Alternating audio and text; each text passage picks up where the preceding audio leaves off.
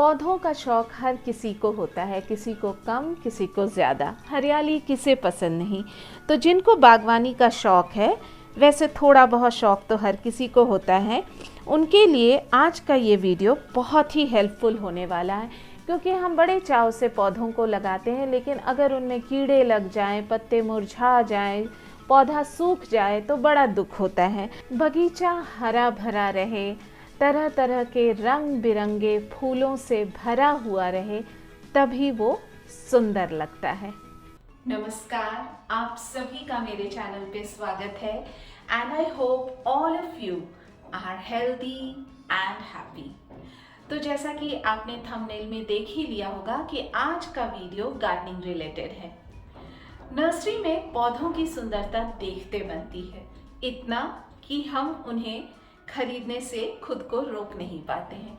लेकिन उन्हीं पौधों को जब हम घर लेकर आते हैं तो कुछ दिनों तक तो वो ठीक ठाक रहते हैं, लेकिन धीरे धीरे वो बात नहीं रहती जो नर्सरी में देखने को मिलती है। हाँ, अगर मैं उन्हें ज़मीन में लगाती हूँ तो फिर उतनी देखरेख की ज़रूरत नहीं पड़ती है। सिर्फ मिट्टी और थोड़ा सा खाद डाल दें, वो हरे भरे रहते हैं और बहुत आसानी से लग भी जाते हैं। लेकिन अगर मैं कंटेनर गार्डनिंग की बात करूं, यानी कि पौधों को गमलों में लगाने की बात करूं, टेरेस पे या फिर बालकनी में, तो उसके लिए अलग तरह से मिट्टी को तैयार करना पड़ता है। और सबसे ज़रूरी इंग्रेडिएंट्स पौधों के लिए मिट्टी ही होती है। तो आज के प्रोडक्टिव थर्सडे एपिसोड में मैं शेयर करूंगी कि कंटेनर गार्डनिंग के लिए मिट्टी को कैसे तैयार करें। वैसे तो अलग अलग कैटेगरी के लिए अलग अलग तरह की मिट्टी तैयार की जाती है। अगर बहुत हाई लेवल की गार्डनिंग हो, जैसे कि सब्जियों के लिए अलग मिट्टी, फ्लावरिंग प्लांट के लिए अलग, नॉन फ्लावरिंग के लिए अलग, सकेलेंट्स के लिए अलग। लेकिन मैं बेसिक गार्डनिंग के लिए जिस तरह की मिट्टी होनी चाहिए वो आज शेयर करूंगी। हालांकि आजकल तो मौसम के हिसाब से भी लोग कहते हैं कि मिट्टी को बदलना चाहिए, सर्दियों के लिए अलग, गर्मियों के लिए अलग। लेकिन मैं आज जो तैयार करूंगी मिट्टी और आपके साथ शेयर करूंगी, वो आप हर पौधों में यूज़ कर सकती हैं और हर मौसम में यूज़ कर सकती हैं। क्योंकि मिट्टी अगर ताकतवर होगी तो जड़ें मजबूत होंगी और फलस्वरूप पौधा आपका हेल्दी और हरा भरा रहेगा। तो चलिए शुरू करती हूँ। तो सबसे पहले मैं अपने पुराने गमलों से मिट्टी निकाल लूँगी, इस तरह से साइड से खरोंचते हुए बहुत ही सावधानी के साथ, ताकि पौधे को नुकसान ना पहुँचे। क्योंकि मिट्टी एज सच कभी भी खराब नहीं होती, बस समय के साथ उनमें मौजूद पोषक तत्व यानी कि न्यूट्रिएंट्स कम हो जाते हैं। मिट्टी को अच्छे तरीके से साफ कर लेना चाहिए, जैसे कि पुरानी जड़ें वगैरह हो गई। अगर आप बाहर से मिट्टी लाती हैं तो उसमें तो बहुत सारे कचरे होते हैं, पेपर, प्लास्टिक, माचिस की तीली, कंकड़, पत्थर वगैरह। तो उन सब चीज़ों को साफ कर लेना चाहिए। और मिट्टी के कुछ अंश जम जाते हैं, इस तरह से ढेला बन जाते हैं, तो उन्हें तोड़ लेना चाहिए, क्योंकि ये जड़ को ठीक तरीके से फैलने नहीं देते हैं। मेहनत थोड़ी ज़्यादा लगेगी, समय भी लगेगा, लेकिन इस तरीके से मिट्टी बहुत अच्छे से तैयार होगी। यहाँ पे ये ज़रूर ध्यान दीजिएगा कि जिन पौधों को आप निकाल रही हैं उन्हें झट से इस तरह से पानी के बाल्टी में डुबा कर रखिए, ताकि उन्हें शॉक ना लगे और उनका टेम्परेचर मेंटेन रहे और वो दोबारा से जड़ पकड़ लें। वैसे इस प्रोसेस में रिस्क काफ़ी रहता है, रीपॉटिंग में कुछ प्लांट्स मर भी सकते हैं। लेकिन अगर मिट्टी में कोई जान ही ना हो तो वैसे भी प्लांट्स हेल्दी तो रहेंगे नहीं, उनका ग्रोथ भी अच्छा नहीं होगा। तो इससे तो अच्छा है कि मिट्टी को निकाल कर उसमें न्यूट्रिएंट्स डालकर उसे रिच बना दिया जाए। उसके बाद इस मिट्टी को मैंने पूरे 1 दिन के लिए धूप में फैलाकर छोड़ दिया था, ताकि इसमें जो फंगस हैं या कीड़े मकोड़े हैं या कुछ चींटियां वगैरह हैं वो सारी निकल जाएं। उसके बाद इस मिट्टी में मैं मिलाऊंगी कंपोस्ट। आप चाहे तो गोबर का खाद भी मिला सकती हैं, या फिर अगर आपने घर पर ऑर्गेनिक वेस्ट से अगर कंपोस्ट तैयार किया है तो वो भी मिला सकती हैं। क्योंकि मिट्टी में कंपोस्ट का होना बहुत ज़रूरी होता है।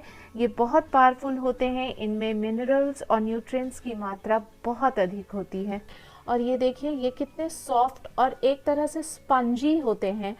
तो ये मिट्टी को सूखने नहीं देते। आप देख सकते हैं इसमें कितना गीलापन है, ये पैकेट में होने के बावजूद इतना मॉइस्ट है। अगर आप यूं ही मिट्टी में प्लांट को लगाते हैं तो 2-4 बार पानी डालने के बाद आपने देखा होगा कि वो फट जाती है, क्रैक्स आ जाते हैं और मिट्टी बिल्कुल कड़ी हो जाती है। तो अगर आप उसमें इस तरह से कंपोस्ट मिलाते हैं तो वो मिट्टी को जमने नहीं देता है। और आप मेरी हथेली पे एक अर्थवॉर्म देख सकते हैं, तो अर्थवॉर्म मिट्टी को बहुत ही फर्टाइल बनाता है।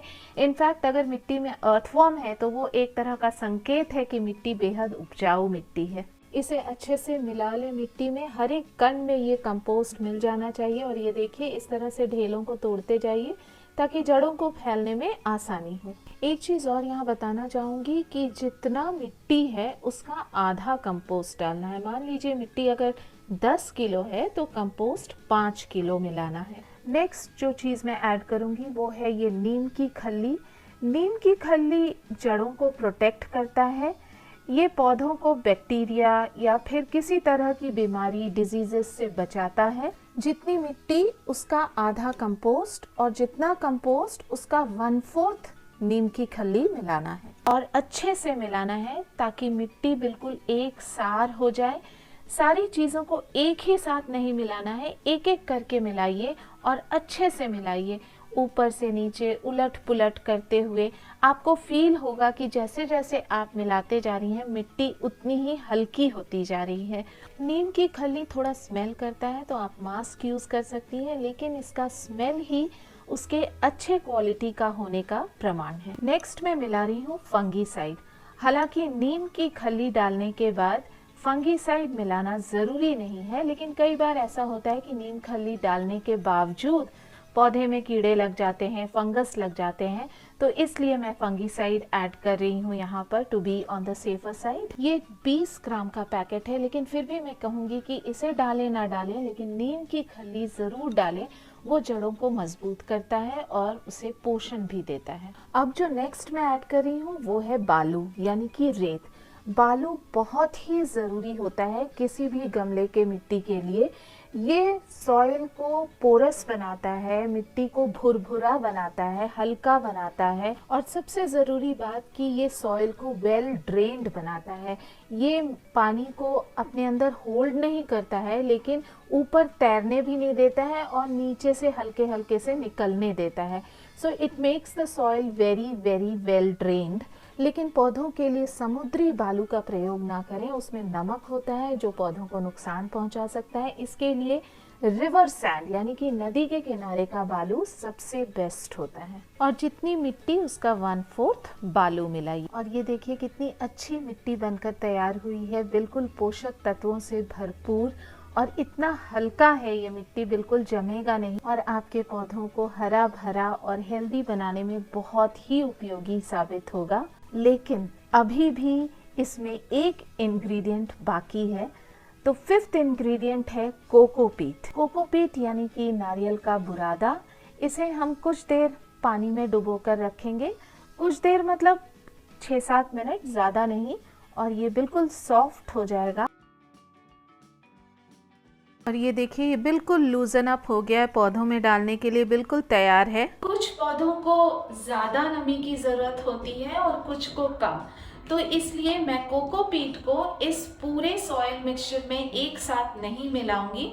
मैं अलग अलग गमलों में अलग अलग पौधों के हिसाब से कोकोपीट डालूंगी, क्योंकि अब बारिश भी आने वाली है। तो अगर कोकोपीट ज़्यादा हो जाएगा और पौधे को उतनी नमी नहीं चाहिए, उतना मॉइस्चर नहीं चाहिए, तो पौधे नष्ट हो सकते हैं। इसलिए कोकोपीट मैं इंडिविजुअली अलग अलग गमलों में डाल, लेकिन डालना बहुत ज़रूरी है क्योंकि कोकोपीट बहुत ही इम्पॉर्टेंट इंग्रेडिएंट है किसी भी पॉटिंग मिक्सचर के लिए। ये गमले के अंदर का मॉइस्चर और टेम्परेचर दोनों मेंटेन रखता है, तो ये बहुत ही ज़रूरी है।